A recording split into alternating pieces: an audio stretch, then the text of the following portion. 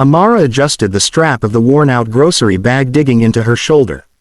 It was almost 10 p.m., and she was hurrying down the dimly lit street with her little boy, Sammy, clutching her hand.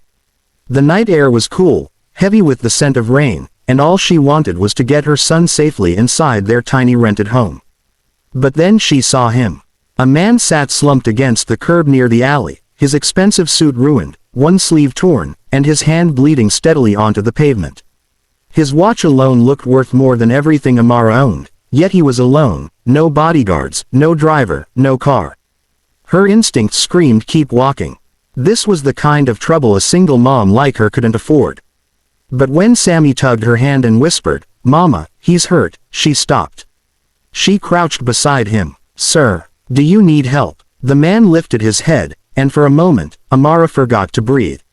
His face was striking, strong features shadowed by exhaustion and pain. His eyes, sharp, cold, and commanding, belonged to someone used to being obeyed, not pitied.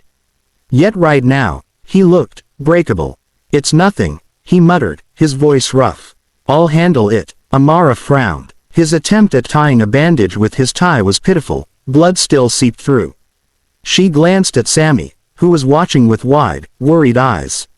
With a sigh, she tore a strip from her diner apron and knelt closer. "Hold still," she whispered. Her fingers brushed his skin as she carefully wrapped the wound, tightening the cloth until the bleeding slowed. The man's gaze never left her face. His breathing steadied, but there was something unsettling in the way he studied her, as if no one had dared come this close to him in years. "You shouldn't help strangers at night," he finally said, though softer now. "Maybe," Amara replied without looking up, "but you needed it." For a long moment, silence hung between them, broken only by the distant hum of traffic. Then he murmured, almost to himself, "No one touches me with kindness anymore." Amara didn't know what to say. She tied the knot firmly and stood, pulling Sammy closer. "You'll be fine. Just take care of yourself." She didn't wait for his reply. She couldn't. Something about him, his power, his intensity, made her chest tighten in a way she didn't understand. She hurried home, trying to shake the image of his piercing eyes and the strange weight of his words. The next morning, she brushed it all off as just another unusual night in the city. She worked her shift at the diner, poured coffee for grumpy customers, counted tips, and thought about how much closer she was to paying Sammy's school fees. Life was hard, but it was theirs. But that evening, as she set the table for dinner, a deep rumble filled the air. She frowned, stepping to the window. And then she froze. Her quiet street, usually filled with kids playing soccer and neighbors gossiping, was drowned in black. Over 200 sleek luxury cars lined both sides of the road, engines idling, their dark-tinted windows reflecting the faint glow of streetlights. Neighbors peeked nervously from curtains. Some stood on porches, whispering in awe and fear. Amara's heart slammed against her ribs. She grabbed Sammy, pulling him back from the window. "Stay with me," she whispered, her hands trembling. Then, from the lead car, the door opened. A man stepped out, tall, sharp, and commanding in a perfectly tailored suit. Not the broken, bleeding stranger from last night. This version of him radiated power, untouchable and terrifying. Yet when his eyes rose to her window, his gaze locked on hers instantly, as though he had come here for no one else. Amara's breath caught. Her hands went cold.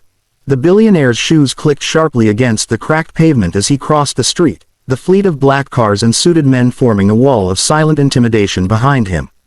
His presence was overwhelming. Every step he took toward Amara's little house felt like thunder rolling closer.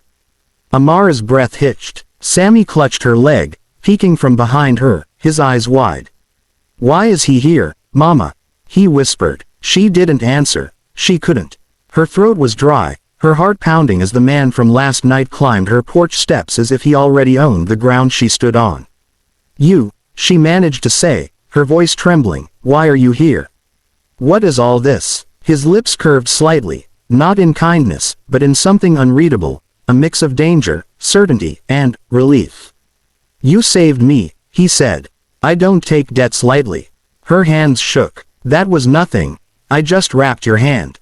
Anyone would have done it." "No." His voice cut through the night. low and commanding, yet laced with something almost vulnerable.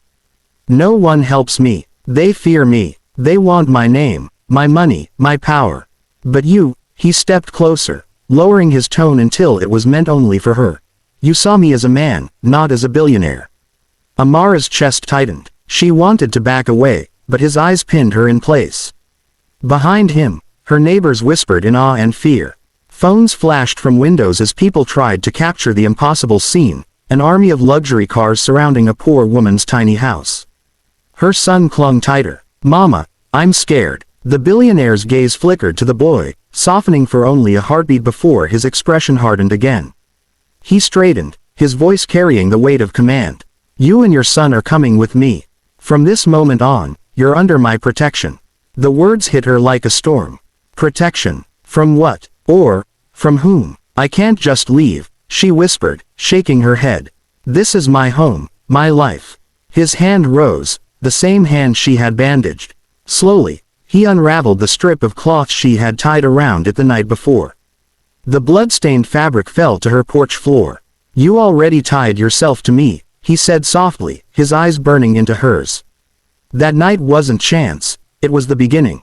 Her knees weakened. Around them, the rumble of idling engines filled the silence, every suited guard waiting for his signal. He extended his hand toward her, not as a demand, but as an undeniable choice. Come with me, Amara, he said, his voice steady and magnetic. Step into my world, and nothing will ever hurt you or your boy again. Her chest rose and fell as she stared at his hand. If she took it, she knew life as she knew it would end forever. But deep inside, a whisper echoed, maybe that's exactly what fate intended. It was him, the man whose hand she had bandaged. And now, he had come for her.